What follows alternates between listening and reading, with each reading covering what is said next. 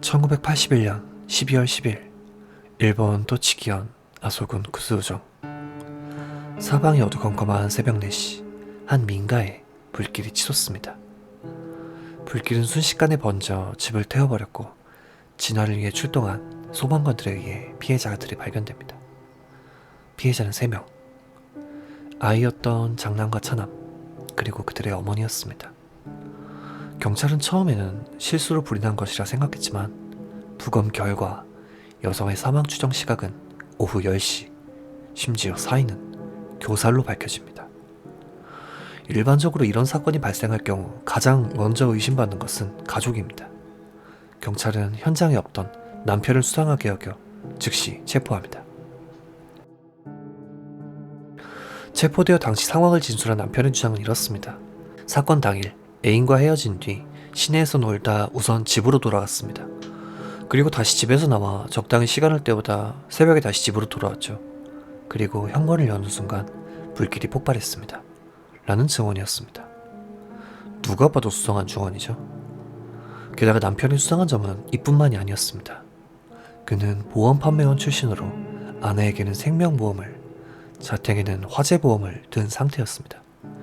게다가 앞서 말했듯 아내 이외에 애인이 있었고 이 사실이 아내에게 발각되어 부부 사이가 무척이나 나빴다고 합니다. 애인의 증언에 따르면 남편은 사건 전날 애인에게 결착을 짓고 오겠다 라고 발언한 사실이 있는 것이 밝혀집니다.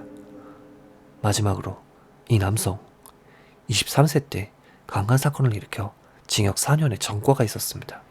이렇듯 모든 정황이 남편이 범인이라 말하고 있었습니다.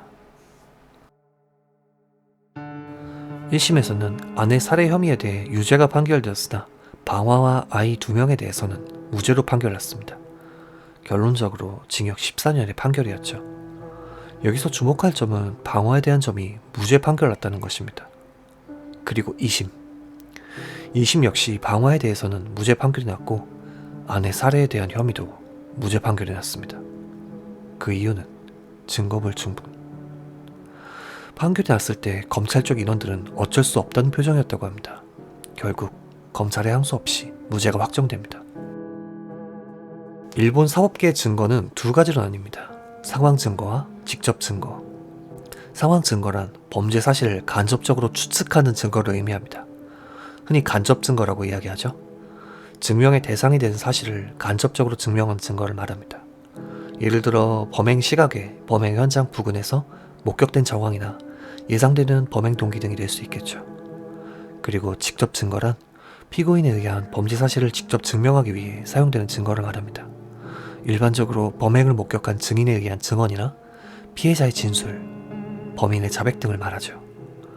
이 사건은 모든 상황 증거가 남편이 범인이라고 말하고 있었습니다. 그런데 아쉽게도 직접 증거는 단 하나도 없었죠. 결국 그렇게 남편은 풀려나게 되었고 이 사건은 범인이 잡히지 않은 미제 사건으로 남습니다. 법률적 판결은 무죄였지만 사실상 남편이 범인인 게 확실한 안타까운 사건이었습니다.